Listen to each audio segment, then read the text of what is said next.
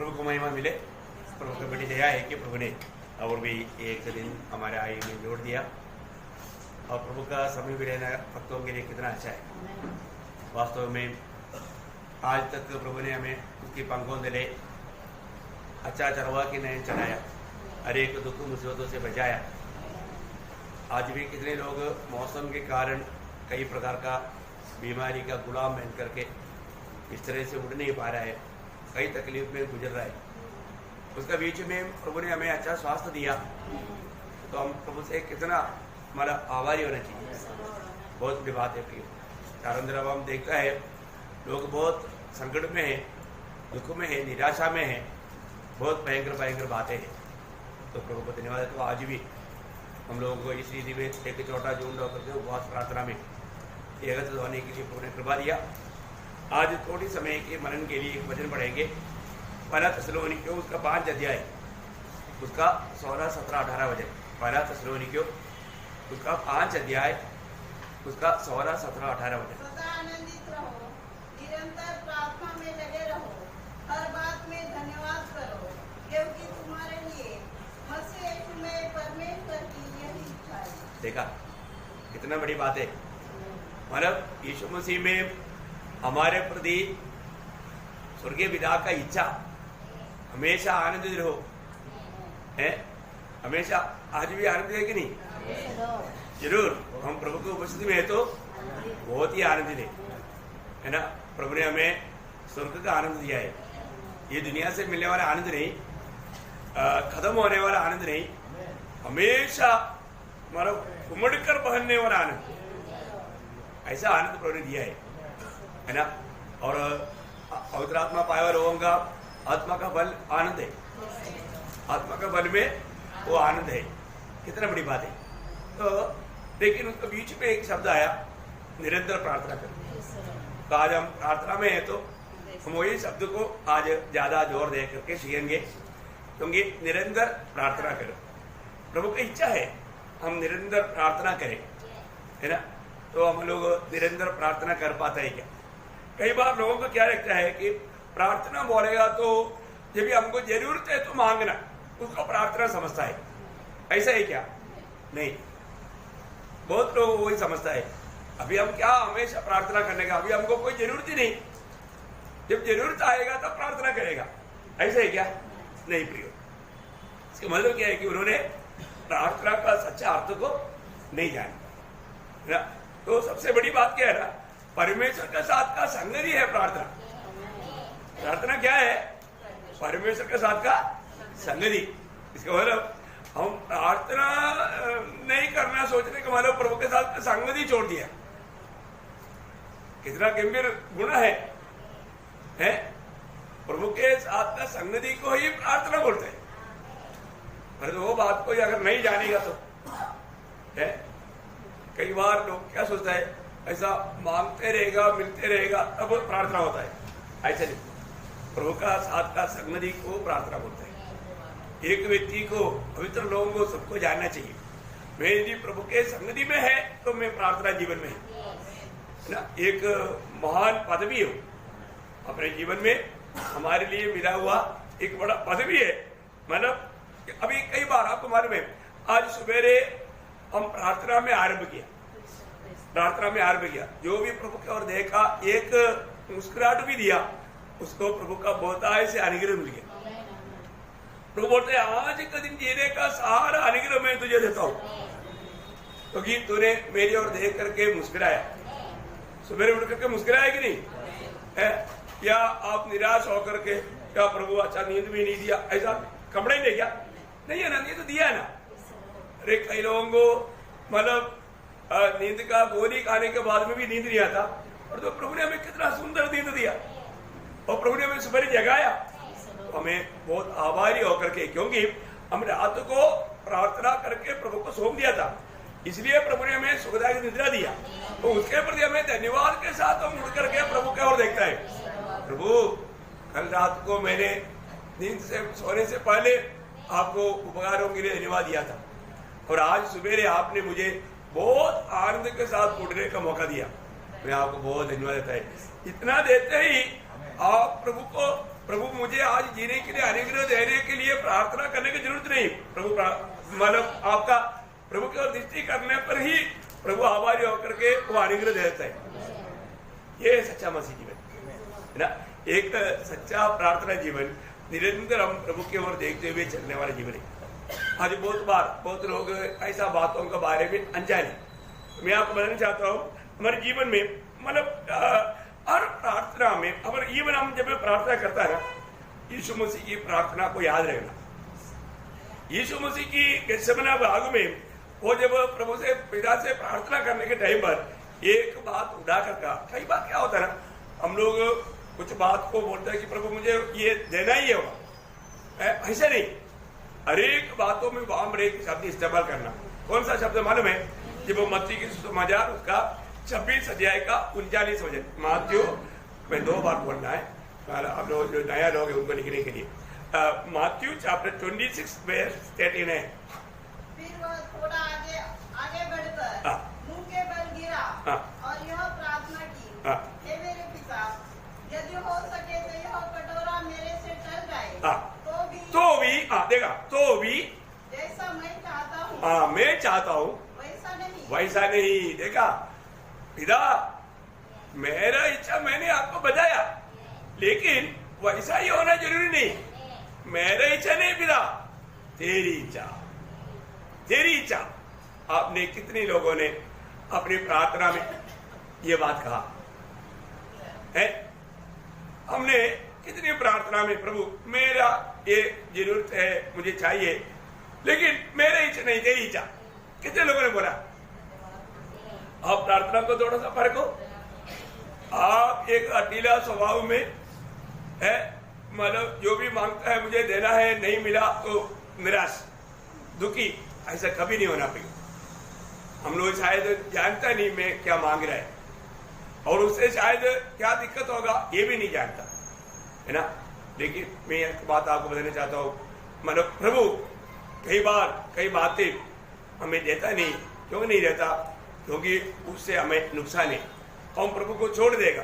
मैंने आपको कई बार बताया कि एक गरीब घर, उन लोगों ने मतलब एक गाय के लिए प्रार्थना किया है। बहुत दिन प्रार्थना करने के टाइम पर प्रभु ने एक गाय दिया। अभी जब तक ये गाय नहीं मिला था, पूरा परिवार हरेक संगति में आता था, हरेक संगति में पगले आता था। गरीबी उनके लिए प्रभु का संग चलने में कोई रुकावट नहीं था। और जब गाय मिल गया, गाय एक बच्चा दिया, दूध आया, तो फिर क्या हो गया? ये घर का कोई भी संगति में नहीं आता है। अभी प्रभु का दास पूछता है, अभी आपको प्रभु ने बहुत आशीष दिया, आप क्यों नहीं आता?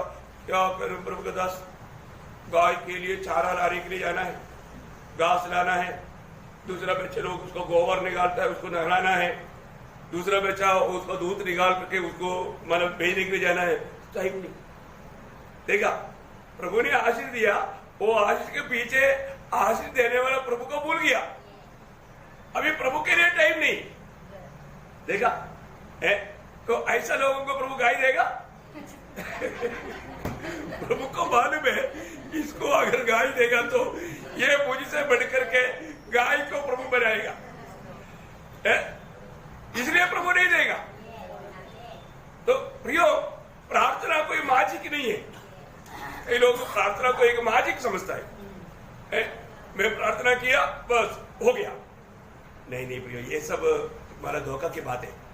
प्रार्थना को कई लोग एक मैजिक समझता है, ऐसा मैजिक नहीं। तो सबसे बड़ी बात क्या है कि हमारे प्रभु हमें बहुत प्यार करता है, और जब भी हम कुछ भी मांगता है तो हम इसलिए, अभी आप देखो ना, प्रभु यीशु मसीह गेत्सेमनी बाग में है, पिता से विनती कर रहा है। अभी आप देखो, बहुत बड़ा एक संकट प्रभु यीशु मसीह सामना करने जा रहा है, क्योंकि उस अनादि काल से और आने वाला भविष्य में अनंत काल तक साथ में रहने वाला पिता अभी थोड़ी देर के लिए यीशु मसीह को छोड़ने वाला एक दुखदायक वेदनाजनक बात आ रहा है। यदि क्रूस पर कील ठोकेगा, पूरा शरीर थोड़े से छेदा जाएगा, वो नहीं प्रभु का वेदना। प्रभु का वेदना वो 3 घंटा के लिए पिता मेरे से अलग हो जाएगा। वो वेदना प्रभु के लिए असहनीय है। वो प्याला एकदम एक भयानक बात है आपको मालूम है, क्योंकि वो इतना प्यार से लिपटा हुआ है, उसमें कोई वादा आना बोलेगा तो, लेकिन हमारे लिए प्रभु ने वो भी सह लिया है ना। इतना बड़ी बात है प्रियो, है वो हमारे लिए सह लिया है। प्रभु बोलता है पिता तो भी मेरे इच्छा नहीं तेरी इच्छा। प्रियो हमारा हर एक प्रार्थना में हमको ये बताना चाहिए, प्रभु मैं ऐसा चाहता हूँ तो भी मेरे इच्छा नहीं आपकी इच्छा।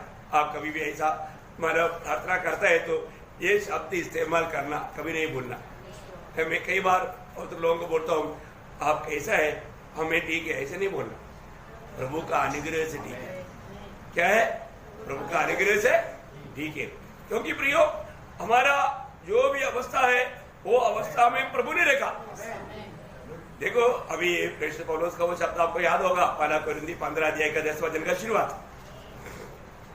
परंतु मैं जो कुछ भी हूँ परमेश्वर के अनुग्रह से हूँ। हाँ देखा, मैं जो कुछ भी कैसा है अनुग्रह से है, मेरी ताकत से नहीं है, ये मेरा होशियारगिरी की बात नहीं, प्रभु का अनुग्रह से। प्रयोग कितना बड़ी बात है।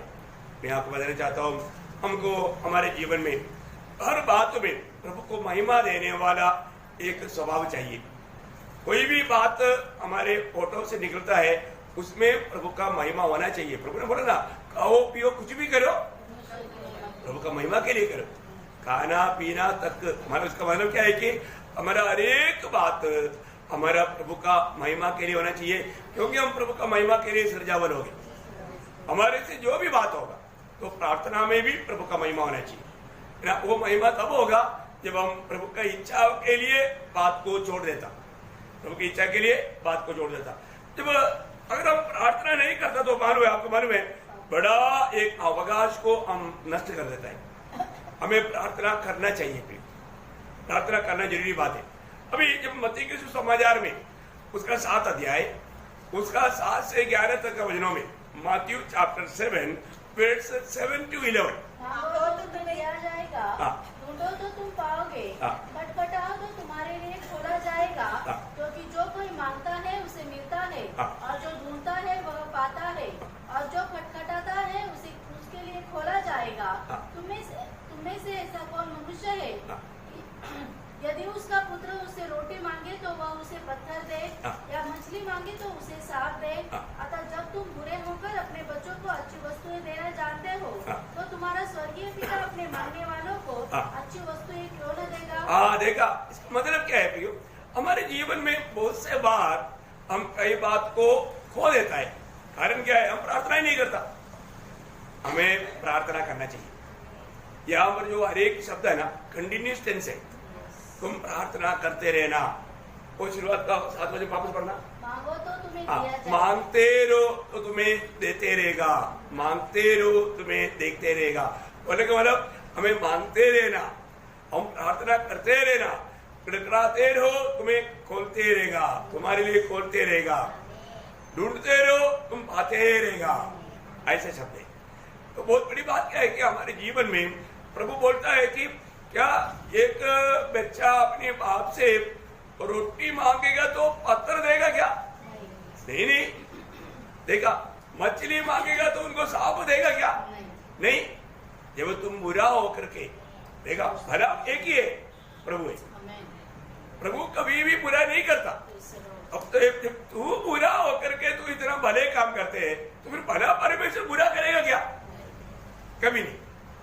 इसका मतलब क्या है कि हम बहुत से आशीष को खोने का कारण हमारा प्रार्थना रहित जीवन है। हम प्रार्थना नहीं करता।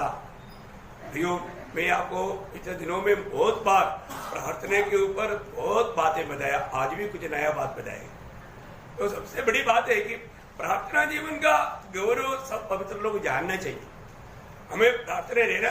अभी हम पहली बात खास करके हम जो उदार पाए लोग, बाकी लोग मतलब प्रार्थना करने से उन्हें कोई लाभ नहीं है। क्यों?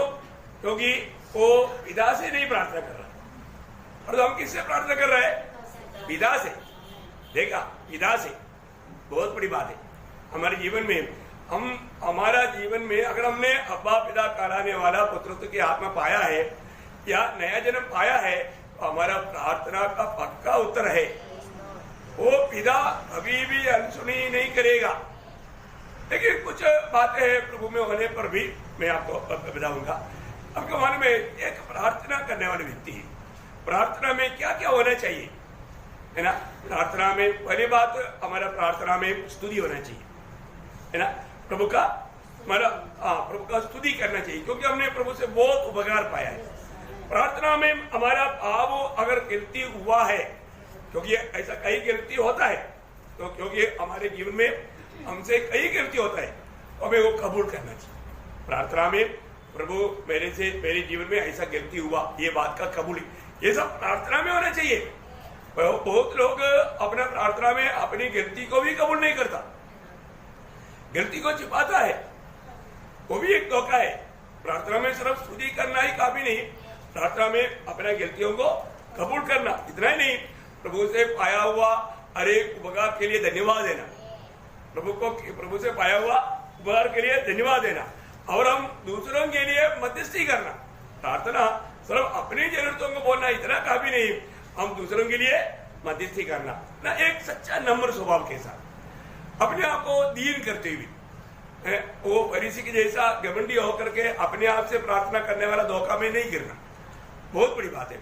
जब आपको मालूम है, हम लोग कई बार ध्यान किया हुआ एक शब्द है, दूसरा इतिहास उसका 7 अध्याय का 14 वचन, 2 क्रॉनिकल चैप्टर 7 वर्स 14। तब यदि मेरी प्रजा के लोग जो मेरे कहलाते हैं दीन होकर प्रार्थना करें। देखा, मेरी कहलाने वाला मेरे लोग, वो जब भी प्रार्थना के लिए आएगा तो क्या होना, दीन होना, अपने आप को नम्र और दीन करना, दीन होकर के प्रार्थना करे और मेरे दर्शन की खोजी होकर अपनी बुरी चाल से फिरे। तो देखा, बुरी अपने पाप से मन फिरने वाला अनुभव चाहिए, है वो जरूर अपने आप को इतना नम्र और दीन करना चाहिए, उसका गिरतियों को कबूल करके उसको त्यागने वाला एक स्वभाव चाहिए, हम अपनी गिरतियों में रहने नहीं, ऐसे करे। तो मैं स्वर्ग में से सुनकर उनका पाप क्षमा करूंगा। देखा, पहली बात, पाप क्षमा भी करेगा और उनके लिए उत्तर भी देगा, उनके लिए महान कार्य करेगा। मैं एक बात आपको याद रखना चाहता हूँ, हमारा प्रार्थना आज कैसा है, कैसा प्रार्थना हम करता है, प्रार्थना के समय हमारा अवस्था कैसा है, हम जैसे अपने आप को नम्र और दीन करना चाहिए, उसी प्रकार नम्र और दीन करता है क्या, ये बातों को पवित्र लोग परखना चाहिए, है ना। हर एक पवित्र लोग अपने जीवन की अवस्था को परखना चाहिए। पहली बात, जब हम प्रभु के पहुंच से आता है प्रार्थना में, हमें विश्वास चाहिए, विश्वास से आना। आपको याद है मरकोस उसका 11 अध्याय का 24 वचन, मरकोस उसका 11 अध्याय उसका 24 वचन। इसलिए मैं तुमसे कहता हूँ कि जो कुछ तुम प्रार्थना करके मांगो तो प्रतिज्ञा कर लो कि तुम्हें मिल गया और तुम्हारे लिए हो जाएगा। देखा, मतलब मैं जो भी पिता से मांगता है वो पिता मुझे देगा, पिता मुझे देगा, है, और मैंने प्रार्थना किया है तो मुझे मिल भी गया। आप आपका विश्वास करो, जरूर वो आपका हमारा जीवन में आएगा। लेकिन आज कई बार लोगों को संदेह रहता है, प्रभु सुनेगा क्या, ये मिलेगा क्या, है ना। ऐसा संदेह के साथ प्रार्थना करना बड़ा धोखा है। हम विश्वास से प्रार्थना करेगा तो जरूर हमारे लिए मिलेगा ना। इतनी बातें, इतनी बार हमने अनुभव पाया है, मतलब इतना अद्भुत रीति में प्रभु ने कितना बार कार्य किया। लेकिन कई बार कुछ ऐसा विषय में लोग प्रार्थना करते निराश हो जाता है। क्यों? क्योंकि जैसा प्रार्थना किया नहीं मिला। कारण क्या है? वो उनका जीवन का गलती वो कबूल नहीं करेगा। हमारी बात क्या है ना, हम लोग जब प्रार्थना करने के टाइम पर यदि हमने किसी ने हमारे साथ कुछ भी किया, ऐसा कुछ गलती हुआ, उसको क्षमा करके हम प्रार्थना करना चाहिए। इसका अगला वचन पढ़ना 25 11 के 25। और जब कभी तुम खड़े हुए प्रार्थना करते हो तो यदि तुम्हारे मन में किसी के प्रति कुछ विरोध हो तो क्षमा करो। देखो क्षमा करके प्रार्थना करना चाहिए। है अगर आपका मन में भी किसी के प्रति और कुछ विरोध है, किसी के प्रति कोई नफरत है, कड़वाहट है, वो व्यक्ति को हमें क्षमा देना चाहिए। क्षमा करके हमारे दिल में हर एक के साथ, प्रभु के साथ और दूसरों के साथ अच्छा विवेक चाहिए, अच्छा विवेक रखना चाहिए। प्रार्थना के लिए जाने के समय में, प्रभु को उसमें घुटने टेकने के समय में हमारा प्रार्थना सुनना है तो हमारा विवेक सच्चा होना चाहिए। मैं आपको बताना चाहता हूँ, हर एक बहुत लोग ये विषय में जिंदगी परखना चाहिए, है ना। आज लोग मतलब मीटिंग में आने के समय में मार्ग में भी झगड़ा करता है, फिर विवेक कैसे ठीक होगा? फिर उनका मतलब प्रार्थना कौन सुनेगा? भी मतलब एक अच्छा मेल निकाल के नहीं, हमेशा पवित्र लोग परखना है।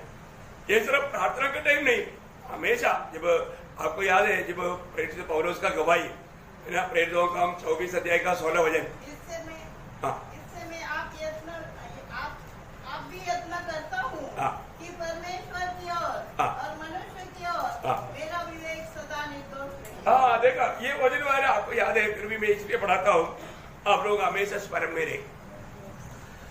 प्रभु के साथ, और कई लोग क्या बोलते हैं, मेरे प्रभु के साथ होके है, पर तो सबके साथ नहीं, मनुष्यों के साथ नहीं, तो प्रार्थना प्रभु सुनेगा? नहीं सुनेगा, नहीं सुनेगा। आप अगर अपनी भाई बहन को अगर क्षमा करने के लिए तैयार नहीं है, आप एक कपड़ता का जीवन बिता रहे हो। आप कितना भी प्रार्थना करे, वो प्रार्थना स्वर्ग नहीं सुनेगा है। प्रभु ने वहां पर क्लियर बताया ना।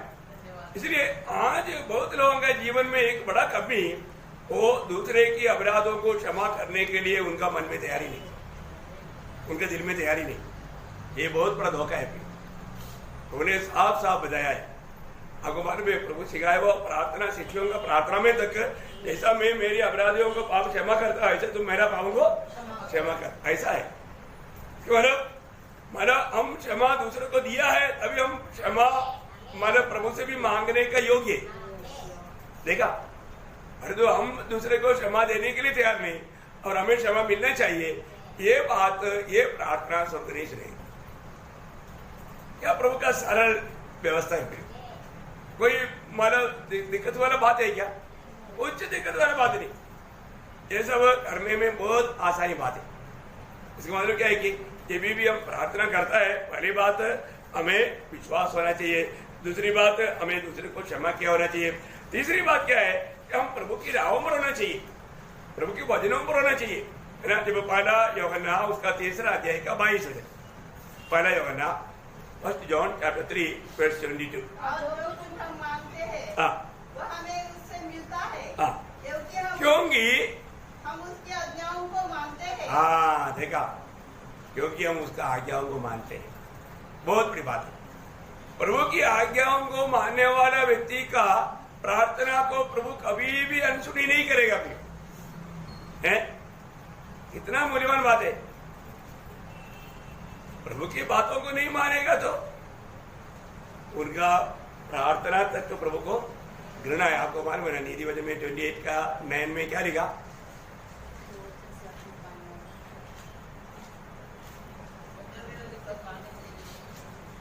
जो अपना कान व्यवस्था सुनने से मोड़ लेता है, उसकी प्रार्थना घृणित ठहरती है। देखा, बोलने के बाद प्रभु की वजन से आपको अगर अच्छा नहीं लगता, आप उन बातों को मानने के लिए तैयार नहीं है, तो फिर उनका प्रार्थना भी प्रभु को घृणित लगता है, बुरा लगता है।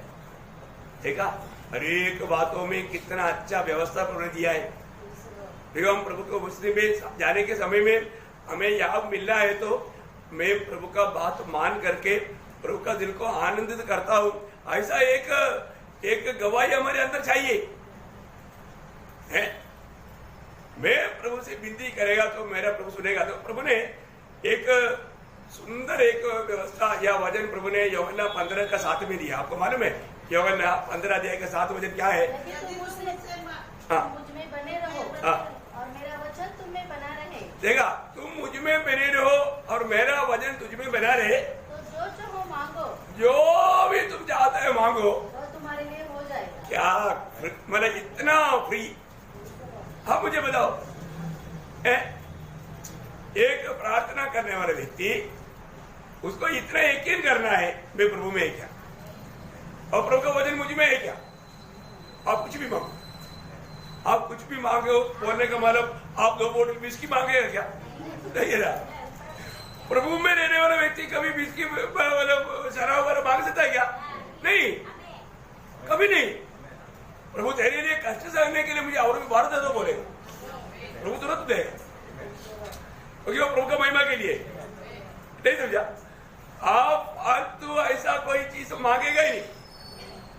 मैं एक बात इसलिए है ना, अपने को मतलब ये जानना है कि मैं प्रभु में है कि नहीं और प्रभु का वचन मुझ में है कि नहीं। मैं प्रभु में और प्रभु का वचन मुझ में है तो फिर प्रभु जो चाहेगा वही मांगेगा, उसके बाहर जाने का सवाल ही नहीं। वो बात प्रभु का दिल को कितना आनंदित करेगा प्रियो। अरे तो आज हम देखते हैं ना, आज बहुत से लोग जो प्रार्थना करता है सिर्फ एक पट्टी के रूप में, मैंने एक रूढ़ी परंपरा के रीति में नहीं प्रियो। ऐसा प्रार्थना करके झूठा तसल्ली मत कहो। कई बार लोग वजन बढ़ता है, हम उनको पूछेगा आज क्या वजन बढ़ा, हाँ वो तो मेरे को याद है, फिर इसका मतलब क्या है, वो एक पट्टी की बढ़ना है, एक पट्टी की रूप में। क्योंकि प्रभु दास पूछेगा आज का दिन वजन बढ़ा है क्या, हाँ हम बोलेंगे बढ़ा। परंतु उसमें आपसे प्रभु ने क्या बात किया वो मत पूछो, बढ़ा चैप्टर वगैरह बराबर बोलेगा। परंतु प्रभु ने आपसे क्या कहा वो नहीं। इसका मतलब क्या, वो कैसा पढ़ाई किया, एक पट्टी के रूप में। एक मानव कोई पूछेगा तो अपने आप को धर्मी दिखाने वाला एक कपड़ा है, ये कपड़े भक्तों का एक चिन्ह है। अगर हम प्रभु का वचन, प्रभु हमसे बात किया, वो बात ही हम भूल गया तो फिर क्या रह गया, क्या आत्मीय जीवन कुछ रह गया क्या? प्रभु का वचन को, प्रभु का वचन हमें पढ़ना चाहिए प्रियो। हम प्रभु का वचन को नहीं पढ़ना, प्रभु का वचन हमें पढ़ना, वो है सही पढ़ाई। ऐसा नहीं पढ़ता हम लोग सिर्फ दिखावा के लिए, मैं रोज 10 चैप्टर पढ़ता हूँ और 10 चैप्टर का एक भी वचन अंदर नहीं। प्रभु ने उनसे कोई बात किया है कि नहीं, वो पूछेगा तो उसका उत्तर नहीं। ऐसा किसके लिए पढ़ रहा है प्रियो? वो व्यक्ति किसके लिए? दिखावा के लिए। वो व्यक्ति जरूर गिरने के लिए ज्यादा देर नहीं लगता, ऑलरेडी गिर चुका है ना। हम थोड़ा एक पैराग्राफ भी पढ़ेगा तो वो वचन में प्रभु ने आपसे क्या कहा ये बात को जानना चाहिए। और वो आप नहीं समझा, वो बात को अगर नहीं परखा तो जीवन में आपका वचन का पढ़ाई बहुत धोखा दे रहा है, अपने आप को आप धोखा दे रहे हैं। वचन सुनता है, वचन पढ़ता है। आपको मालूम है, मतलब प्रकाशित वाक्य किताब का शुरुआत में ही बोला है ये वचन को, उसका तीसरा वचन पढ़ना पहला जाएगा। भविष्यवाणी के वचन को पढ़ता है, देखा, पढ़ने वाला धन्य है, पढ़ने वाले लोग धन्य है। आज आपने प्रभु का वचन पढ़ा है, आप बहुत धन्य व्यक्ति है स्वर्ग का दृष्टि में ना। ठीक है, जो लोग अनपढ़ है, जो पढ़ नहीं सकता, लेकिन वो दूसरे से पढ़कर सुन सकता ना। आप जरूर दूसरे से पढ़कर सुनना भी, पढ़कर सुनना। देखो मैं एक बात आपको बताता हूँ, अगर आपका दिल में भूख है तो आपको प्रभु पढ़ने का भी सामर्थ्य देगा। हमारे केरला में मतलब एक आंटी 76 उम्र में वो अक्षर वाले सीख करके 10th पास किया। आप देखो 76 उम्र में, आप देखो उसे भी बुढ़ी बुढ़ी लोग अभी परिश्रम में है। एक नमूना बना तो दूसरा लोग और अभी परिश्रम में, आप देखो है। तो अभी आपने बीच में है ना सीधे सिस्टर, वो कुछ भी मतलब पढ़ा लिखा नहीं था, लेकिन उन्होंने मतलब उनको बोझ आया मुझे वचन पढ़ना है, उन्होंने अच्छा सीखा। अभी आपको बोलो, अभी 3 बार उसने मतलब पूरा बाइबल पढ़ करके अभी 4वां बार पढ़ रहा है, खत्म होने वाला है। मैं आपको बोलता हूँ इधर पढ़ाने का लोग भी, कई लोग प्रभु में आकर के कई साल हो गया लेकिन इतना टाइम नहीं पढ़ा, लेकिन वो इतना अनपढ़ होकर के अभी आप देखो वो कितना ध्यान करके सुनता है, पढ़ता है। मैं कभी भी विजिटिंग के लिए जाता है, वो सिस्टर बाइबल में मतलब वचन ध्यान में बैठा हुआ है, बहुत अच्छा लगता है। मैं आपको बताना चाहता हूँ ये वचन का तुल्य कुछ है क्या, ये वचन से बढ़कर के कुछ है क्या, है ना। ये वचन हमें कितना हमें अपनाना चाहिए। मैं बोलता हूँ प्रभु हमें सिद्ध बनाना चाहता है, कैसा? वचन के द्वारा। आपको सबको मालूम है 2 तिमोथी 3 अध्याय का 16-17 वचन, 2 तिमोथी 3 अध्याय का 16-17 वचन। संपूर्ण पवित्र शास्त्र परमेश्वर की प्रेरणा से रचाया गया है और उपदेश और समझाने और सुधारने और धार्मिकता की शिक्षा के लिए लाभदायक है, ताकि परमेश्वर का जन सिद्ध बने। देखो परमेश्वर का जन सिद्ध बने। प्रियो जैसा स्वर्गीय पिता सिद्ध है वैसे तुम सिद्ध बनो। कैसे बनेगा? वचन के आधार में। ये वचन आप स्वीकारने के द्वारा प्रिय, ये वचन आप जितना भी अधिक स्वीकारेगा आप प्रभु में सिद्ध बनते जाएगा। इसका मतलब हमें जितना अधिक वचन प्राप्त होने का जो भी मार्ग है ना, वचन पढ़ना, वचन सुनना, ये बहुत बड़ी बात है।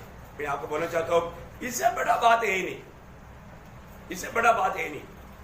मैं आपको बताना चाहता हूँ एक खास बात। क्या बताऊं ना, आप एक प्रार्थना मनुष्य बनना। शायद दुनिया में आपको कोई नहीं जानेगा, पर तो स्वर्ग आपको सबसे ज्यादा जानेगा और मानेगा।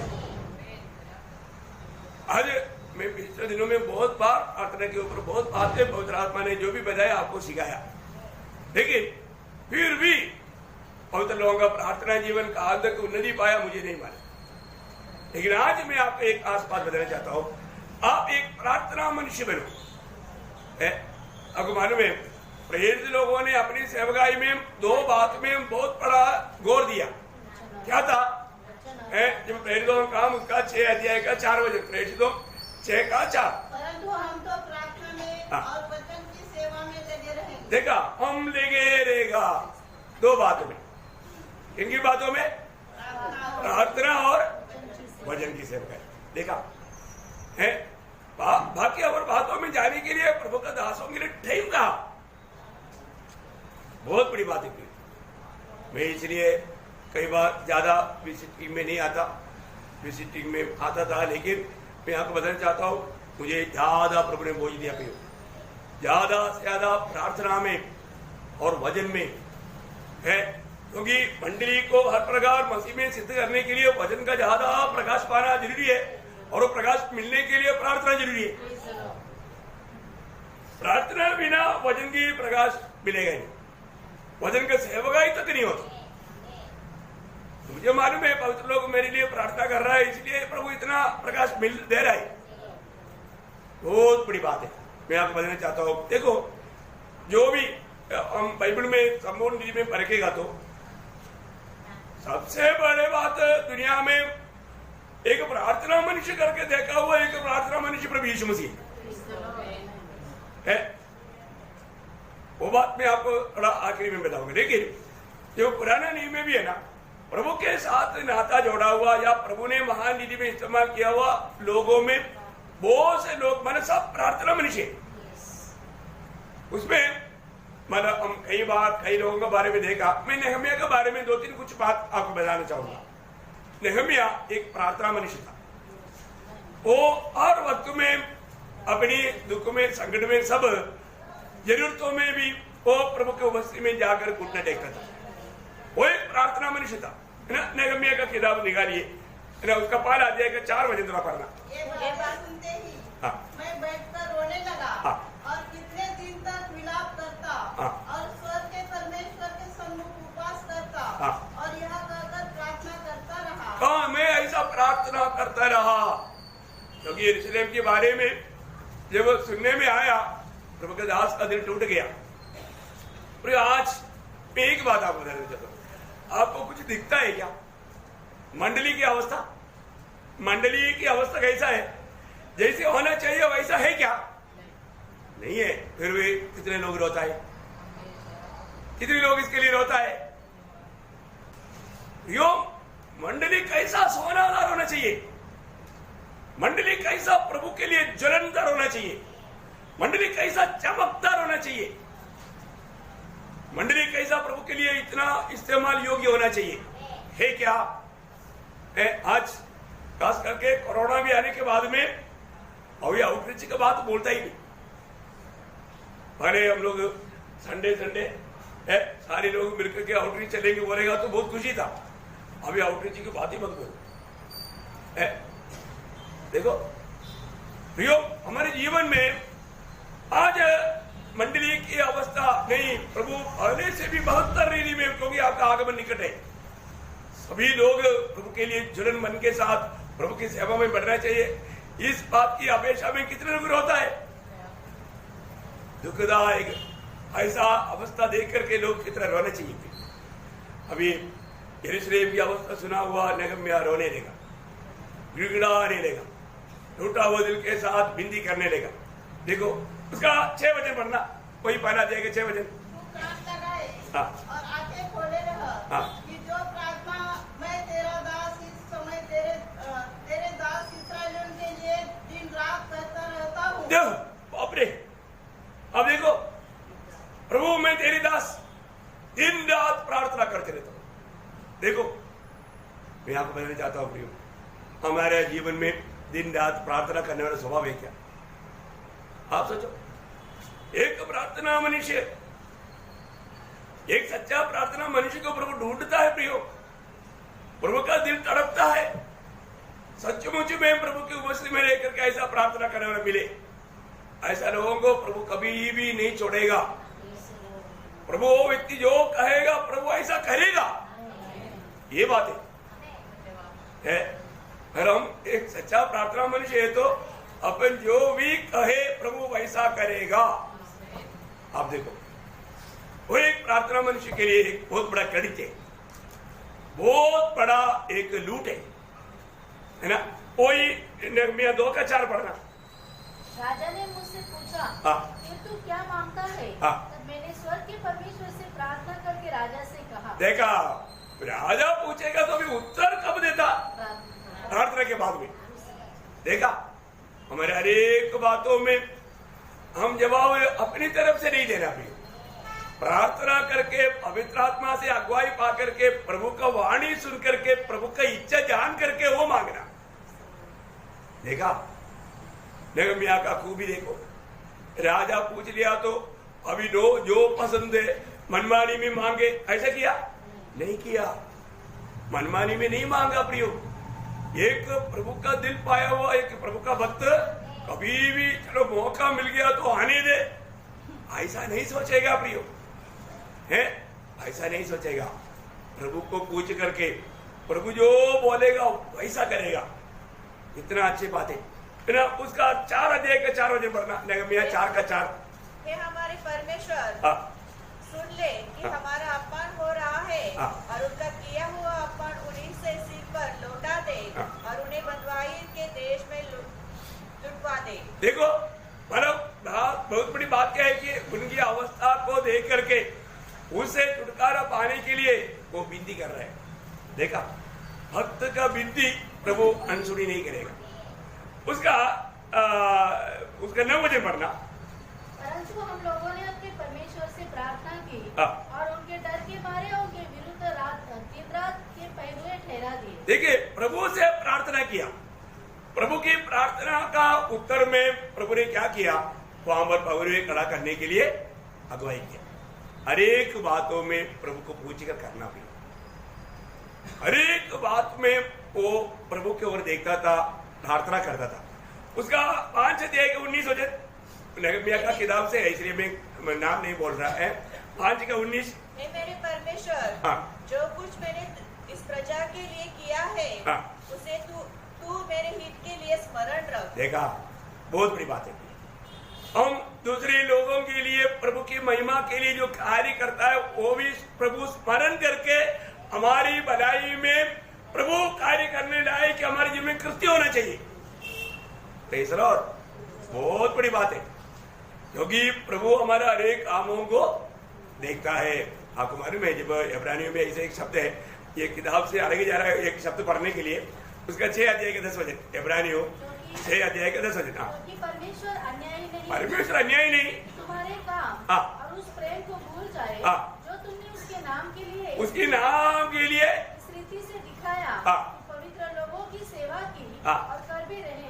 प्रियो, प्रभु का लोगों का हर एक काम स्वर्ग देखते रहता है। प्रभु की महिमा के लिए हम पवित्र लोगों का जो भी सेवा करता है स्वर्ग उन व्यक्तियों का आदर करेगा।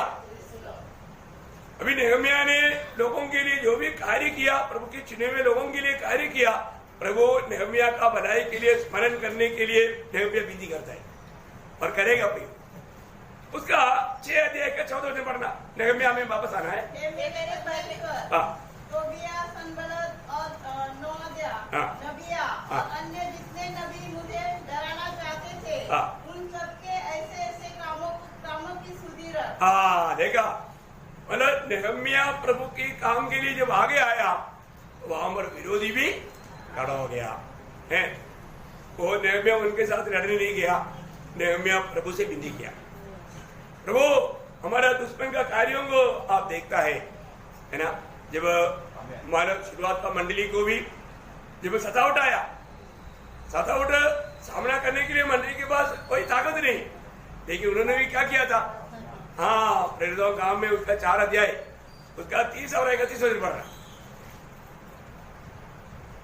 चंगा करने के लिए तो अपना हाथ बढ़ा कि चिन्ह और अद्भुत काम तेरे पवित्र सेवक यीशु के नाम से किए जाए। जब वे प्रार्थना कर चुके तो वह स्थान जहाँ वे इकट्ठे थे हिल गया और वे सब पवित्र आत्मा से परिपूर्ण हो गए और परमेश्वर का वचन हियाव से सुनाते रहे। देखा वे लोग इस प्रतिकूल में, क्योंकि उन दिनों में प्रभु का मतलब कार्य सामर्थ्य के साथ होने के लिए प्रभु ने प्रेरित लोगों को दिया हुआ वो वरदान जलने लायक अवस्था में आया और लोग पवित्र आत्मा में भरकर बहुत याब के साथ निर्डर होकर के प्रभु को वचन सुनाया। बहुत बड़ी बात है ना, प्रभु के आत्मा में भर करके प्रभु का वचन को सुनना। मैं एक बात आपको बताना चाहता हूँ, मसीह जीवन सामर्थ्य का जीवन है, मसीह सेवक ही सामर्थ्य का सेवक ही है, ठीक है ना। इसलिए अपने जीवन में कोई मनुष्य के सामर्थ्य में नहीं, ये सब पवित्र आत्मा का सामर्थ्य है। खुद का सामर्थ्य में है तो जल्दी थक जाएगा, परंतु प्रभु की आत्मा का सामर्थ्य में है तो कभी नहीं थकेगा, कभी नहीं थकेगा। आपको मालूम है प्रेरित लोगों को प्रभु सेवा के लिए जो भेजा, भेजने से पहले प्रभु ने एकदम उनको नहीं भेजा, 3.5 साल का उनको एक्सपीरियंस है, वो एक्सपीरियंस लेकर के जाने के लिए नहीं बोला। प्रभु ने क्या बोला, प्रेरितों का काम 12 अध्याय का 8 वचन आपको याद है, प्रेरितों का 12 अध्याय उसका 8 वचन। परंतु जब पवित्र आत्मा तुम पर आएगा तब तुम सामर्थ पाओगे। हाँ देखा, पवित्र आत्मा तुम पर आएगा तब तुम सामर्थ पाएगा। और उस समय तक उनके ऊपर क्या नहीं था, पवित्र आत्मा नहीं था, लेकिन पवित्र आत्मा आया, सामर्थ पाया, अब वो जगत का चौर तक प्रभु का गवाह बन सका। ये बड़ी बात है, प्रभु की आत्मा के सामर्थ्य में कार्य करना भी है ना। आज हम यहाँ तक भी आया प्रभु की महिमा के लिए, तो पवित्र आत्मा के सामर्थ्य में आया है कि नहीं, या किसको लगता है कि मैं खुद अपने सामर्थ्य में आया है, फिर तो धोखा है। आपको कोई भी काम करना है वो पवित्र आत्मा की सामर्थ्य में करना है, प्रभु की आत्मा का अधीन रह करके करना है। और ऐसे नहीं है तो मसीह जीवन ही करते। बहुत बार लोग ये बात को भूल जाता है, हमें हमेशा अपने आप को आत्मा का अधीन करना। स्वयं प्रभु यीशु मसीह जो दुनिया में था कैसे जीवन बिताया, पवित्र आत्मा में है ना। जब लूका 4 अध्याय उसका 1 वचन, फिर यीशु पवित्र आत्मा से भरा हुआ यरदन से लौटा और 40 दिन तक आत्मा के सिखाने से जंगल में फिरता रहा। देखा, मतलब पवित्र आत्मा में भर करके पवित्र आत्मा की अगुवाई में वो जंगल में या मरुस्थल में गया, और उससे वापस जो आया कैसे आया, उसका 14 वचन, फिर यीशु आत्मा के सामर्थ से भरा हुआ गलील को लौटा। हाँ देखो, वहां से 40 दिन के बाद में वो आत्मा में कमजोर नहीं पड़ा, वो आत्मा से भरा हुआ वो गलील को लौटा। देखा, हमेशा हमारे जीवन में एक आत्मा में भरते रहने का स्वभाव चाहिए। हमने इससे पहले भी एक बार माना एफेसियों 5 अध्याय का 18 वचन से सीखा था कि वहां पर एक आज्ञा है कि तुम आत्मा से परिपूर्ण होते रहना, या हमेशा आत्मा में परिपूर्ण होते रहना, वो एक आज्ञा है। नए नियम की मंडली पवित्र आत्मा से भर करके पवित्र आत्मा की अगुवाई में पवित्र आत्मा का अधीन रह करके जीवन बिताना, ये बहुत जरूरी बात है। यहाँ पर हर एक काम मतलब आप देखो, उस समय में आज के जैसा मतलब हमेशा लोगों के जीवन में पवित्र आत्मा नहीं रहता था। आज नया जन्म पाया हुआ हर एक लोगों के साथ हमेशा के लिए प्रभु की आत्मा रहता है, और उस समय में आता जाता था। अभी भी आप देखिए है ना, मतलब नेहम्या ऐसा प्रार्थना करता है, उसका 13 अध्याय, नेहम्या 13 अध्याय का 14 वचन, मेरे परमेश्वर, हाँ मेरा यह काम मेरे हित के लिए स्मरण रख, और जो सुकर्म मैंने अपने परमेश्वर के भवन और उनमें उन्हें मिला न डाल। हाँ देखा, मैंने जो भी काम प्रभु का महिमा के लिए किया, देखा प्रियो, आज हम अपने जीवन को पढ़ कर देखो, प्रभु का महिमा के लिए मैंने कितना काम किया। शायद अरे बहुत लोगों का काम देखेगा तो बहुत से काम ऐसा काम है जबकि प्रभु का कुछ भी महिमा नहीं, प्रभु का निंदा होता है। प्रियो, हमारा अनेक बातों को न्यायासन में लाने वाला एक दिन आएगा, उस समय में हमारा प्रभु प्रशंसा करेंगे क्या? स्मरण रखना, अभी नेहमिया को यहाँ पर मालूम है मैंने जो भी सुकर्म किया है या अच्छा काम किया है वो जरूर प्रभु के लिए ग्रहण योग्य है। देखा, ये हमारे दिल में एक गवाही होना चाहिए। उसी अध्याय का 22 वचन का भी पाठ पढ़ना।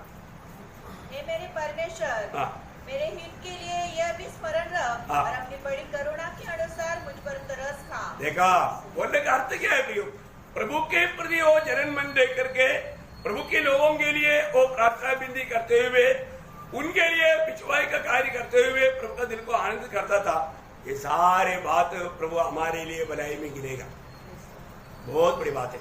देखो ना, जब ये वचन जब सुना, हम जो शुरुआत में पढ़ा था, वापस एक बार हो पहला अध्याय का 4 से 6 तक का जो वचन पढ़ना, वही पहला अध्याय का 4 से 6। ये बातें सुनते ही मैं बैठकर रोने लगा। देखो, मतलब पहली बात प्रभु के प्रति उनके अंदर कितना जलन था, ये बात हमें दिखाता है कि उधर का दुर्दशा सुना तो मतलब जैसा नेहमिया का कोई मतलब हाथ टूट गया, ऐसा वेदना से वो रोने लगा। देखो, क्योंकि यरूशलेम को भूल गया तो दाहिना हाथ भूल गया, चला गया, कट गया। ऐसे बात है प्रभु का इस्राएल के लोगों के लिए। अभी वो इतना बोझ से वो रोने लगा। कितने दिन तक विलाप करता और स्वर्ग के परमेश्वर के सम्मुख उपवास करता और यह कहकर प्रार्थना करता रहा। ये कह करके प्रार्थना करता रहा। देखो, अभी नेहमिया का अमर है, यहाँ पर राजमहल में है, अच्छा अवस्था में है, लेकिन नेहमिया ने अभी उन दुख लेने वाले लोगों के साथ अपने को भी मिलाया। अभी वो प्रार्थना सुनो। हे स्वर्ग के परमेश्वर यहोवा, हे महान और भययोग्य ईश्वर, तू जो अपने प्रेम रखने वाले और आज्ञा मानने वाले के विषय अपनी वाचा पालता और उन पर करुणा करता है, तू कान लगाए और आंखें खोले रहो कि जो प्रार्थना में तेरा दास इस समय तेरे दास इस्राएलियों के लिए दिन रात करता रहता हूँ, उसे तू सुन ले। हे इस्राएलियों के पापों को जो हम लोगों ने तेरे विरुद्ध में किए हैं। हम लोगों ने नेहमिया अपने को उनके साथ जोड़ता है। हम लोगों ने मान लेता हूँ, मैं और मेरे पिता के घराने दोनों ने पाप किया है। देखा, मैं और मेरे सारे घराने ने पाप किया है। देखा, उनके लिए उन पापों को अपने ऊपर लेकर के वो एक मध्यस्थी की प्रार्थना कर रहा है। प्रियो, कितना सुंदर प्रार्थना है, आपको मालूम है ना? ऐसा दिल वाला लोगों को प्रभु बहुत चाहता है। नेहमिया हमेशा दूसरों को जागृत करने के लिए इतना उत्साही था। आज हमारे जीवन में दूसरे को हम जागृत कर पाता है क्या? उसका दूसरा अध्याय, उसका 17-18 वचन पढ़ना। तब मैंने उसमें से कहा, तुम आप देखते हो कि हम कैसी दुर्दशा में है, कि यरूशलेम उजाड़ पड़ा है और उसके फाटक जले हुए हैं। आओ हम यरूशलेम की शहरपनाह को बनाएं, कि भविष्य में हमारी नामधराई न हो। देखिए, बाकी लोगों को प्रोत्साहन देते हुए नेहमिया उन लोगों को सबको जागृत करता है। आओ हम करेंगे, हम भी तुम्हारे साथ मिलकर के करेंगे, ये दुखदायक अवस्था को हम पार करेंगे। प्रियो, हरेक पवित्र लोग एक दूसरे को आत्मीय जीवन में प्रोत्साहन देना चाहिए ना। कई लोग दूसरे लोगों का दुस्ती देख करके, उनकी आत्मीय कमजोरीपन देख करके, अभी आपको मालूम है कई लोग मंडली में भी एक पार्टी के रूप में, नामधराई के रूप में सिर्फ संडे को आता है। मैं आपको बोलूं, जो रोज आकर के आशीष पाता है ना, आप में से कितने लोगों ने उनको थोड़ा प्रोत्साहन दिया? शायद वो बुरा मानेगा, नो प्रॉब्लम, लेकिन प्रभु का महिमा होगा। मैं आपको बोलता हूं, अरे एक लोग, अरे आप थोड़ा सा ट्राई करेगा तो आप कितना मीटिंग अटेंड कर सकता है? आपको ये संगति में आने का महत्व आपको जानना चाहिए। प्रियो, ये जो व्यक्ति हमेशा आकर के अगर सचमुच में आशीष पा रहा है तो उनका कर्तव्य है। आप लोग अपना कर्तव्यों के बारे में नहीं समझता। प्रियो, प्रोत्साहन देना बहुत अच्छी बात है। कई बार कई नाश में जाने वाले लोग बचने का एक मेन कारण प्रोत्साहन है। प्रोत्साहन करना चाहिए प्रियो, है ना। आप लोग कितने लोगों को ऐसा देखता है? वो संडे विश्वासी है, ऐसे कोई मतलब प्रभु के राज्य में मिलेगा क्या? नहीं मिलेगा प्रियो। वो लोग विश्वास त्यागी लोग हैं। उनको प्रोत्साहन करना हमेशा संगति में आकर के प्रभु को और उसको वचन को पा करके जाने वालों का कर्तव्य है, प्रोत्साहन करना प्रियो ना। ऐसे में ऐसा एक सुंदर शब्द लिखा है, उसका 41 का 6-7 वचन। ऐसे 41 उसका 6-7 वे एक दूसरे की सहायता करते हैं। हाँ। और उनमें से एक अपने भाई से कहता है, हाँ। वह बात हाँ। बड़ाई सुनार को और हथौड़े से बार बार करने वाली रिहाई पर हाँ। मारने वालों को यह कहकर युवा बांधता रहा है। हाँ। जोड़ तो अच्छा है, हाँ। अतः वह कील ठोकर हाँ। उसको ऐसा दृढ़ करता है कि वह स्थिर रहे। बोलने का अर्थ क्या है प्रियो? एक दूसरे को एक काम करने वाला दूसरा काम करने वालों को याव बढ़ाया, उनको प्रोत्साहन दिया। आप लोग वो शब्द अपने भाषा में पढ़कर देखो, है मतलब एक दूसरे को क्या किया? याव बांधा, उनको प्रोत्साहन दिया। मतलब एक कील खराब हो गया तो कोई बात नहीं, दूसरा लगा करके करो, मारो, लेकिन छोड़ो मत काम, सक्सेस हो जाएगा, है ना। बहुत बड़ी बात है। मैंने एक बार ये जो बल्ब बनाया, वो बल्ब बनाने वाला व्यक्ति के बारे में सुना है। बहुत बार उन्होंने बनाया, वो फेल हो गया। लेकिन वो एक बार एक स्पाइडर का जाल बनाते हुए देख रहा था। तो क्या हुआ, उस व्यक्ति का अनुभव है, मैं उसका नाम भूल गया, मैं डेयरी में लिख कर रखा है, मतलब बहुत बोलने वाला बात है। तो वो स्पाइडर का काम देखा, वो स्पाइडर वो दीवार पर जंप कर रहा है, लेकिन वो उधर तक नहीं पहुंच रहा है। लेकिन वो बार बार कोशिश करते रहा, एक बार पहुंच गया, फिर वो बराबर ऐसा बना सका अपना जाल को। तब उसने बोला, अभी मैं यहाँ छोड़ दिया था, लेकिन अभी स्पाइडर का बातों से मैं यहाँ बांधा, और वो सक्सेस हो गया। कई बात क्या है कि कई रीति में लोग थक जाता है। प्रयोग आज आत्मीय युग में भी ऐसा थकामंद लोग हैं, इसलिए उनको प्रोत्साहन देना अपना कर्तव्य है। जब न्यायियों की किताब में वहां पर भी एक बात देखते हैं, 5 अध्याय का 23 वचन, जजेस न्यायियों 5 अध्याय का 23 वचन। यहोवा का दूत कहता है हाँ।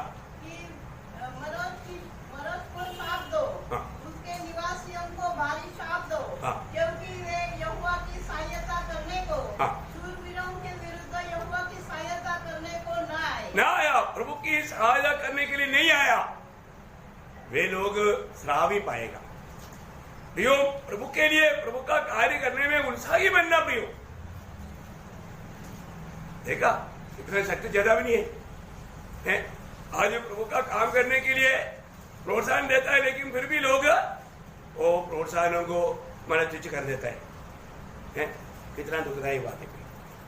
जब हम 2 कोरिन्थी उसका 1 अध्याय उसका 11 वचन उसका शुरुआत पढ़ना, 2 कोरिन्थी 1 अध्याय 11 वचन उसका शुरुआत। तुम भी मिलकर प्रार्थना के द्वारा हाँ। हमारी सहायता करोगे। तुम मिलकर के प्रार्थना के द्वारा हमारा सहायता करोगे। प्रियो, सहायता चाहिए ना, हमें सहायता चाहिए। ऐसा कौन व्यक्ति है, आप मुझे बताओ इधर बैठने वाला, कि हमें कोई प्रार्थना की जरूरत है, तुम्हारा प्रार्थना हमको जरूरत नहीं, ऐसा बोलने वाला कोई है क्या? कोई नहीं। प्रार्थना सबको चाहिए, सब लोग प्रार्थना चाहता है। प्रभु में आया हुआ ऐसा कोई भी जन ऐसा नहीं बोलेगा कि मुझे तुम्हारा प्रार्थना की जरूरत नहीं। नहीं प्रिय, कभी नहीं बोल सकता है। प्रार्थना का सबको जरूरत है, लेकिन लोग प्रार्थना करने के लिए तैयार नहीं। कितना दुखदायी बात है, इतना मूल्यवान बात है। प्रार्थना करके लोग समझता है, लेकिन लोग प्रार्थना खुद नहीं करता, दूसरे से मांगता है। ऐसे भी धोखा है ना। प्रोत्साहन करना भी, हमें प्रोत्साहन करना। फिलिपियों का पत्री भी 4 अध्याय का 3 वचन पढ़ना। फिलिपियों 4 अध्याय का 3 वचन। सच्चे सहकर्मी, मैं तुझसे भी विनती करता हूँ हाँ। कि तू उन स्त्रियों की सहायता सहायता कर, हाँ। क्योंकि उन्होंने मेरे साथ सुसमाचार फैलाने में हाँ। क्लेमेंस और मेरे अन्य सहकर्मियों समेत हाँ। परिश्रम किया। हमारे साथ परिश्रम किया। उनको तू भी उनको सहायता करना। सहायता चाहिए भी। मनुष्य जीवन हमेशा एक दूसरे की सहायता के लिए प्रभु ने बनाया हुआ है और ये जरूरत है। और आत्मीय जीवन में हमें खास करके ध्यान देना प्रयोग, हमारे बीच में कोई कमजोर ना रहे। इसका जिम्मेवारी जो भी मेच्योर है उनका सबका है। और आप थोड़ा भी मेच्योर बोल के घमंडी नहीं बनना और भी नम्र बनना और दूसरों को सहायता करना। देखो नेहमिया का समय में भी वहां पर एक विरुद्ध आवाज या एक विरुद्ध काम ऐसा हुआ, उधर का जो भी बलवान या धनवान लोग है वो साथ नहीं दिया। वो आज का भी सेवा में हम देखते हैं, जो भी थोड़ा कुछ धनवान लोग है वो प्रभु का कामों में साथ नहीं देता। जब नेहमिया का किताब में एक शब्द पढ़ना, उसका 3रा अध्याय का 5 वचन का बी पाठ, नेहमिया उसका 3रा अध्याय का 5 वचन का बी पाठ। अपने प्रभु की सेवा का जुआ अपनी गर्दन पर न लिया। हाँ देखा वापस पढ़ना। परंतु उनके रईसों ने देखा, उनकी रईसों ने मतलब उनके बीच में जो भी बड़े बड़े नेता लोग है, बड़े बड़े लोग है, वो लोगों ने साथ नहीं दिया। वो इसका बोझ लेने के लिए तैयार नहीं हुआ। क्या ऐसे लोगों में प्रभु प्रसन्न रहेगा? कभी नहीं रहेगा, कभी नहीं रहेगा। बोलने का अर्थ क्या है कि हमें जरूर अभी देखो एक बहुत बड़ा मदद है प्रियो, ऐसा कमजोर लोगों के लिए प्रार्थना के द्वारा मदद करें। अपन प्रार्थना भी करेगा तो प्रभु उनको जागृत करेगा, जाकर के उनको समझाना, ये भी पवित्र आत्मा का अगुवाई में ये भी प्रभु का महिमा के लिए कारण बनेगा। लेकिन हमें एक दूसरे को प्रोत्साहन देना हमारा कर्तव्य है। क्या हम क्या देखते हैं कि ऐसा जब प्रभु काम करेगा, प्रभु हमारे साथ काम करेगा, प्रभु हमारे साथ काम करेगा, असंभव को प्रभु संभव बनाएगा। नेहमिया का अनुभव में उसका 2रा अध्याय के 20 में पढ़ना। नेहमिया 2। मैंने उनको उत्तर देकर उनसे कहा, स्वर्ग का परमेश्वर हमारा काम सफल करेगा। बस यही है, क्योंकि हमारा भरोसा कोई भी मनुष्यों में नहीं, कोई नेता लोगों के ऊपर नहीं। स्वर्ग का परमेश्वर हमारा कामों को सफल बनाएगा। कितना सुंदर बात है, क्योंकि हम किसका काम करता? हम स्वर्ग का परमेश्वर का दास लोग। वो ऐसा एक शब्द एसरा में है, एसरा ने भी किताब में भी एक शब्द है, एसरा 5 अध्याय का 11 वचन पढ़ना। एसरा 5 अध्याय का 11 वचन। उन्होंने हमें यो उत्तर दिया, हाँ, हम तो आकाश और पृथ्वी के परमेश्वर के दास है। देखा हम कौन है प्रियो? सारा सृष्टि का सृजनहार परमेश्वर का दास लोग हैं। हाँ, और जिस भवन को बहुत वर्ष हुए इस्राएलियों ने एक बड़े राजा ने बनवा कर तैयार किया था, हाँ, उसी को हम बना रहे हैं। हाँ देखा, हम कोई सादा काम नहीं कर रहे हैं। परमेश्वर का लोग परमेश्वर की भवन की बनाने में लगे हुए। आज परमेश्वर आज से बनाए हुए कोई मंदिर पे नहीं रहता। आज प्रभु का मंदिर हम लोग हैं। आज हमें अपने आप को बनाओ। कैसे बनाओ? एक सच्चा पवित्र जीवन बिताओ, प्रभु के लिए लायक है जीवन बिताओ। ये बहुत बड़ी बात है। तो मैं आपको बताना चाहता हूँ, जरूर हम लोग एक लड़ाई के मैदान में है, हमको लड़ाई है, और तो हमारे लिए प्रभु लड़ता है। ये हमारे जीवन का विजय का रहस्य है ना। वही 4 अध्याय का नेहमिया में है, 4 का 20 का बी पाठ पढ़ना। 4 का 20 का बी पाठ। हमारा परमेश्वर हमारी ओर से लड़ेगा। हाँ, हमारा परमेश्वर हमारी ओर से लड़ेगा। क्या निर्णय है प्रियो, क्या विश्वास है। हमें इसमें विजय देने वाला हमारा प्रभु है। हमको लड़ाई है, लड़ाई करने का सामर्थ्य हमारे में नहीं, परंतु हमारे प्रभु हमारी लड़ेगा, इसलिए हम सक्सेस होगा। हमारे विजय के रहस्य वहां पर उसका 6 अध्याय में, उसका 6 अध्याय का कैसे उन लोग अपना काम में विजय पाया, उसका 15-16 वचन पढ़ना। 6 का महीने के 25वें दिन को अर्थात 52 दिन के भीतर शहरपनाह बन गई। जब हमारे सब शत्रुओं ने यह सुना, तब हमारे चारों ओर रहने वाले सब अन्य जाति डर गया और बहुत लज्जित हुए, क्योंकि उन्होंने जान लिया। उन्होंने एक बात जाना, ये लोग बहुत बलवान लोग ऐसे नहीं, ये लोगों के साथ कौन है? यह काम हमारे परमेश्वर की ओर से हुआ। हाँ देखा, ये काम प्रभु उनके साथ रह करके प्रभु के द्वारा हुआ। फिर आपको मालूम है नासिक मंडली ये जो हम लोग आराधना करने वाली जगह कौन बनाया? प्रभु ने बनाया।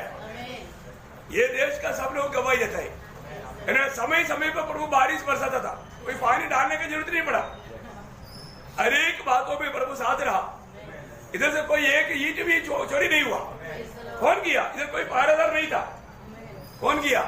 ये ऐसा इलाका है, आपको जानना चाहिए, इधर कुछ भी बाहर मिलेगा तो लोग लेकर जाता ना। कुछ दिन पहले ऐसा हुआ ना, वो तो हमारे काम हो गया था, इसलिए लोग लेकर गया। और जो इधर काम का समय में तो ये सब प्रभु हमें सिखाता है। प्रभु एक एक बातों से हमें सिखाता है।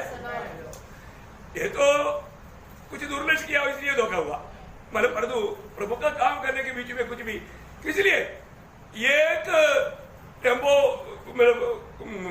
पत्थर ला के ले जाना पड़ोसी लोग। अब देखो किस बात पे कोई मतलब कमी होने दिया? ये प्रभु का काम। प्रभु लोग, अरे पड़ोसी लोग ला के चाय पिलाना, कितना बड़ा काम। प्रभु का काम, प्रभु का हाथ, और लोग गवाही देता है कि प्रभु तुम्हारे साथ है। क्या क्या बात बड़ा एक्सीडेंट हो सकता था, प्रभु ने होने नहीं दिया। ये बड़ा गवाही है प्रियो। छोटा से लेकर बड़ा तक इतना पसीना बहाया, सबका पसीना यदि गिरा हुआ है, एक बड़ा गवाही है प्रियो। आप देखो हम कितना प्रभु से, बहुत लोगों को इसका मतलब महत्व नहीं मालूम, पर जो मैंने देखा सारे काम प्रभु अपना दूध भेज कर कर रहा था। अपन घुटने में रहकर प्रार्थना करते रहे। प्रियो प्रार्थना का पक्का उत्तर है। हर एक समय में मैं आपको बताना चाहता ना, मैं कभी भी कोई मर गया सुनता है या कोई एक्सीडेंट हो गया सुनता है, मैं पहले प्रभु को उससे भी जाता हूँ, प्रभु को बोलता हूँ, क्योंकि मैं जाने से पहले प्रभु पहुंच जाता है। प्रभु वो काम कर लेता है। अपने को क्या टेंशन लेना प्रियो? Praise the Lord. हमारे प्रभु को अभी भी लोगों ने ठीक से नहीं जाना। जानो प्रियो, हमारे प्रभु का दिल कितना बड़ा है। आप हर एक अवस्था में प्रभु की उपस्थिति में घुटना टेको, वो आदर सीखो प्रियो। कहीं भी कुछ भी कार्य करने से पहले आप पहले प्रभु की उपस्थिति में जाकर घुटना टेको और प्रभु को पूछो, प्रभु उत्तर देगा, है ना। ये मैं के जीवन में मैं आपको बोलता हूँ, उन्होंने वचन की द्वारा लोगों को हौसला बढ़ाया, है ना। जब उसका 8 अध्याय का 9 वचन, तब नेहम्या जो अधिपति था, हाँ, और यज्रा जो याजक और शास्त्री था, हाँ, और जो लेवीय लोगों को समझा रहे थे, हाँ, उन्होंने सब लोगों से कहा, हाँ, आज का दिन तुम्हारे परमेश्वर यहोवा के लिए हाँ, पवित्र है, हाँ, इसलिए विलाप न करो, हाँ, और न रो, हाँ, क्योंकि सब लोग व्यवस्था के वचन सुनकर, सब लोग व्यवस्था के वचन सुनकर रोते रहे। वचन की द्वारा लोगों को बोध किया। प्रियो, प्रभु को मसीह में आने के बाद में आपको मालूम है, यहाँ पर कोई भी इधर उधर का बात बोलकर सट्टा मार के टाइम पास नहीं करता। जीवन का वजन, उस वजन का नदी यहाँ पर बहता रहता है। जिसको पीने का लक्ष्य रहता है वो पीता है। उसके आगे भी थोड़ा पढ़ना, 9 का 3,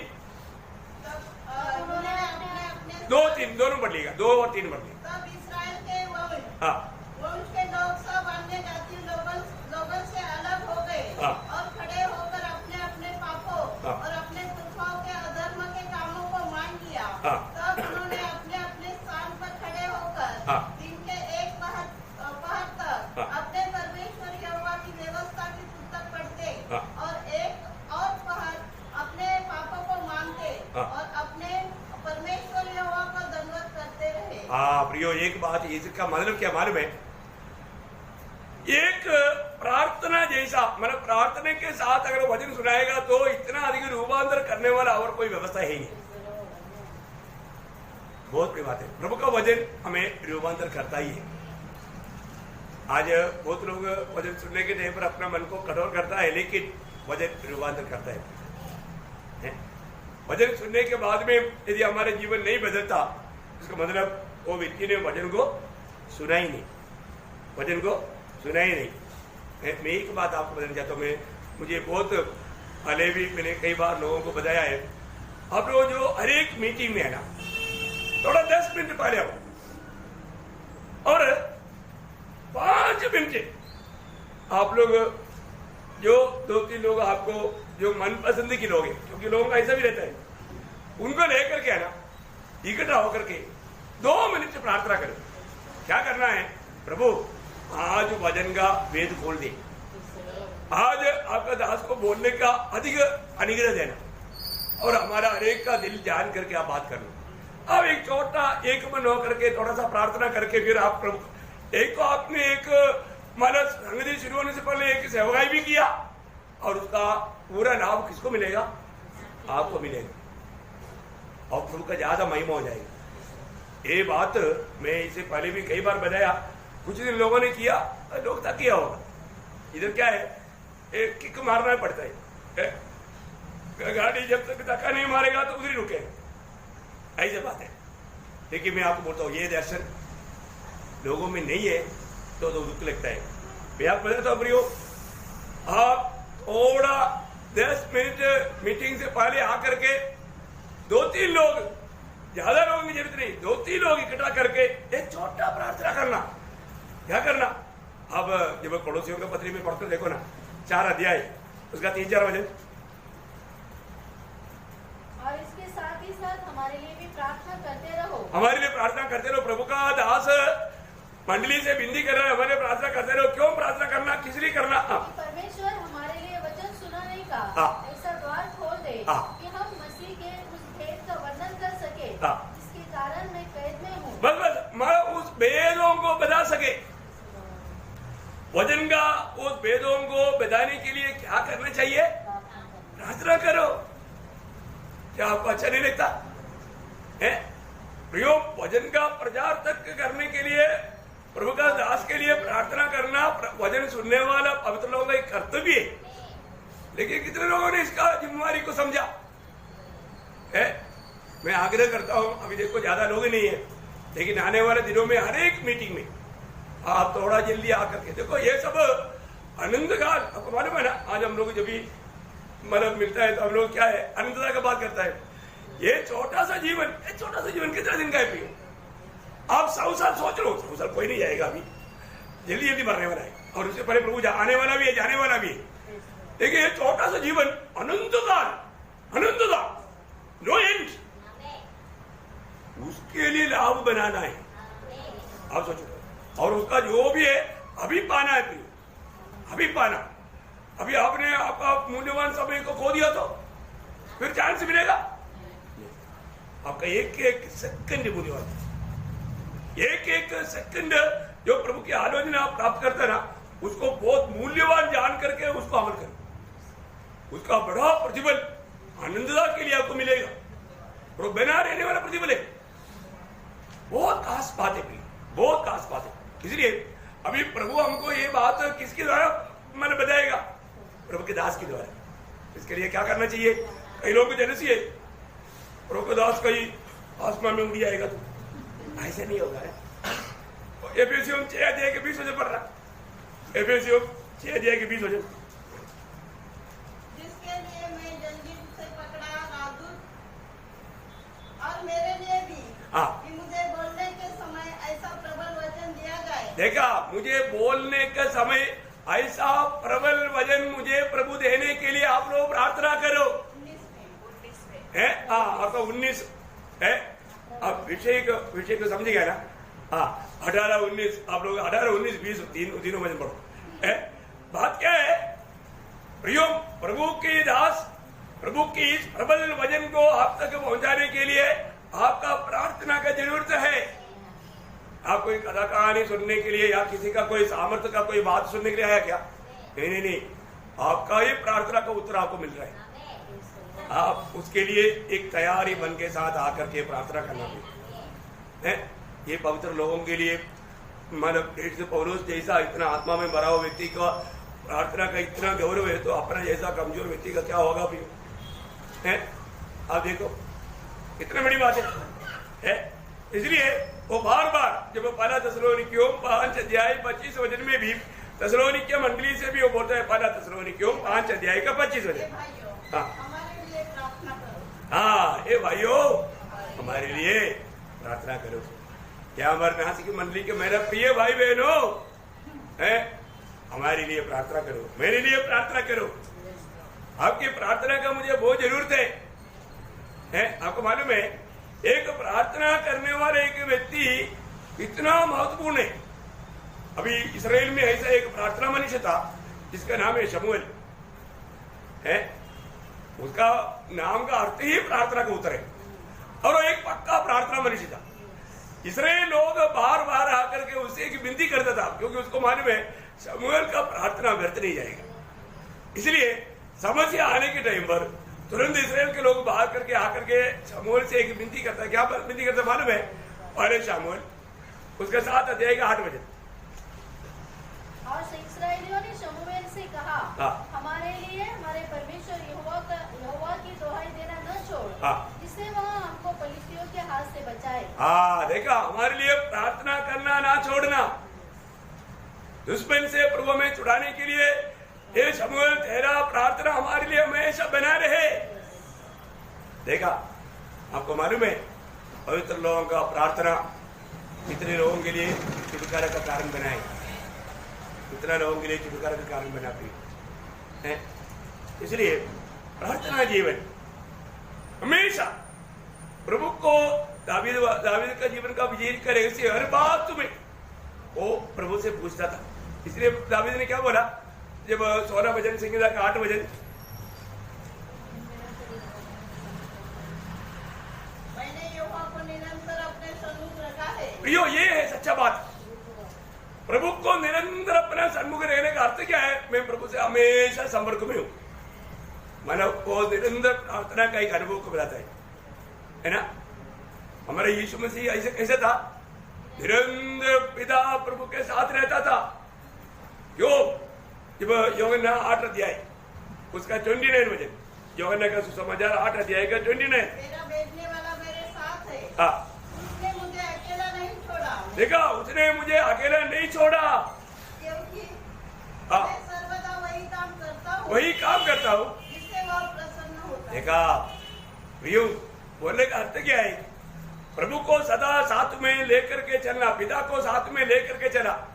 अभी आपको मालूम है यीशु मसीह का जीवन का, खास करके प्रार्थना जीवन का महत्व हमने कई बार ध्यान किया वो बात है, लेकिन संदर्भ में नए लोग भी होने कारण मैं आपको याद दिलाता हूं।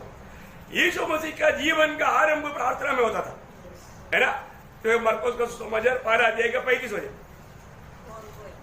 भोर को दिन निकलने से बहुत पहले। देखा, बोलने का मतलब एक दिन का शुरुआत यीशु मसीह प्रार्थना में आरंभ करता था। ओके, प्रभु कुछ काम के लिए जाता, वो काम करने से पहले प्रभु प्रार्थना करता था। कितना प्रार्थना करता था? लंबा प्रार्थना करता था। लूका का सुसमाचार उसका 6 अध्याय का 12-13 वचन। उन दिनों में वह पहाड़ पर प्रार्थना करने गया और परमेश्वर से प्रार्थना करने में सारी रात बिताई। जब दिन हुआ तो उसने अपने चेलों को बुलवाकर उनमें से 12 को चुन लिया। बोलने का अर्थ क्या है? एक महान कार्य करने के लिए जाने से पहले प्रार्थना का गौरव जान करके पूरे रात प्रभु ने प्रार्थना में बिताया। अब देखो, प्रार्थना का बोझ देखा। इतना नहीं, अब काम खत्म हो गया तो लूका 3 का 21,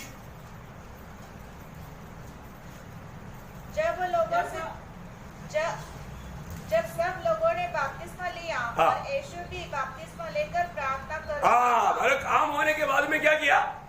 प्रार्थना किया। काम होने के बाद में अपना मनमानी में नहीं गया, काम हो गया, प्रार्थना किया। देखा, समस्या आने के टाइम पर समस्या के बीच में क्या करता था? लूका 22 अध्याय का 41-42, लूक 22 41-42। ओ, कितना अच्छी बात है। और वह हमसे अलग एक ढेला फेंक की दूरी भर गया और घुटने टेककर प्रार्थना करने लगा। अभी आपको मालूम है बड़ा समस्या अभी आ रहा है, वो समस्या को सामना करने के लिए प्रभु ने क्या किया? प्रार्थना की। बोलने का अर्थ हमारा प्रभु यीशु मसीह के जीवन हर प्रकार एक प्रार्थना से भरा हुआ जीवन था। प्रियो, ऐसा एक प्रार्थना जीवन बिताने के लिए प्रभु ने हमें आदर्श दिया। और आज हमारा प्रार्थना जीवन कहां पर है? आज लोग एक सच्चा सुंदर अवस्था में प्रभु का दृष्टि में नहीं, क्योंकि वो प्रार्थना लेकिन जीवन करता। हमें सुंदर बनाने वाला बात हमारे जीवन का पवित्रता है। पवित्रता का भेद प्रार्थना है। बहुत अच्छी तरह समझना पड़ेगा। हमारा सुंदरता का भेद पवित्रता है, पवित्रता का भेद प्रार्थना है। जो व्यक्ति जब सॉन्ग में ऐसे एक शब्द है, सॉन्ग मैंने श्रेष्ठ गीत 4 अध्याय उसका 7 वचन पढ़ना। हे मेरी प्रिय, हाँ। तू सर्वांग सुंदरी है। देखा, तू सर्वांग सुंदरी है। वो सर्वांग सुंदरी कैसे बना? क्योंकि वो प्रार्थना में लगा रहता। हमारे जीवन में हमें सुंदर बनाने वाला बात प्रार्थना है। इसका मतलब हमारे जीवन में आज प्रार्थना जीवन का महत्व को हमें जानना है। जो व्यक्ति प्रार्थना करता है उसके लिए प्रभु काम करता है। याद रखना, जो व्यक्ति प्रार्थना करेगा उसके लिए प्रभु काम करेगा। ठीक है ना? तो इसलिए हमें एक बात को जानना है कि अगर हमें प्रार्थना करने वाला स्वभाव नहीं है तो हमारे जीवन में प्रभु उत्तर देने वाला काम भी बंद करेगा। इसका मतलब प्रार्थना का महत्व कितना है? वो सच में हम प्रभु को कितना प्यार करता है वो आपका प्रार्थना जीवन को जानने से मालूम पड़ेगा। अगर आपका प्रार्थना जीवन छोटा है आपको प्रभु के साथ का प्यार भी छोटा है, और अगर प्रार्थना जीवन बड़ा है तो आपका प्रभु के साथ का प्यार भी नहीं बोले बड़ा है। अरे आज लोग सट्टा मार के लोग झूठा दिखावा करके चल रहा है, परंतु प्रियो आप बहुत बड़ा धोखा में है। प्रार्थना जीवन पर ज्यादा जोर देना चाहिए। प्रार्थना जीवन पर अगर आप जोर नहीं दिया आप अपने आत्मीय जीवन में एक कोकड़ापन का अनुभव में सही में मतलब प्रभु का महिमा आपके जीवन से नहीं होगा। इसलिए अनेक पवित्र लोगों से मैं विनती करता हूँ, मानव प्रार्थना के बिना आपका वचन ध्यान व्यर्थ है। आप बाइबल हाथ में लेने के बाद में एक छोटा प्रार्थना करना चाहिए। आप वचन सुनने के समय में भी सुनने से पहले एक क्षण प्रार्थना करना चाहिए। प्रभु जो भी मेरे और वचन आएगा उसका भेद को समझने के लिए मेरा बुद्धि खोल दे। प्रार्थना किया आज। मैं एक बात आपको बोलता हूँ, मसीह जीवन का और हरेक कामों में पीछे प्रार्थना चाहिए। प्रार्थना बिना हरेक काम व्यर्थ है प्रियो। आज बहुत जगहों में मतलब लोग बहुत परिश्रम करता है, काम करता है, लेकिन कुछ बन नहीं होता। क्योंकि क्या है? उनका प्रार्थना जीवन जीरो है। प्रार्थना जीवन में जीरो होकर के आप कितना भी परिश्रम करो प्रियो, प्रभु आपको साथ नहीं देता और प्रभु का महिमा भी नहीं होता। समझ में आ रहा है? कितने लोग समझ में आ रहा है?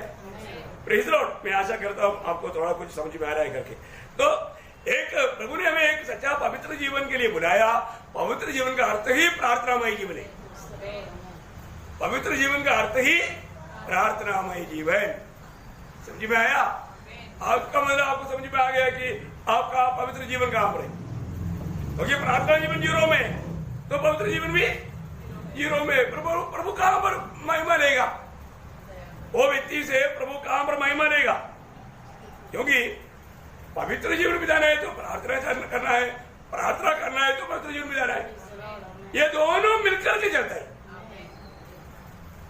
कुछ समझ में आया? इसको एक से दूसरा अलग नहीं कर सकता।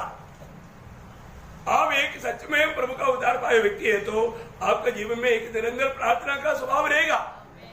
ऐसा नहीं है तो आप पवित्र जीवन में नहीं है। पवित्र जीवन में है तो आप प्रार्थना जीवन में है।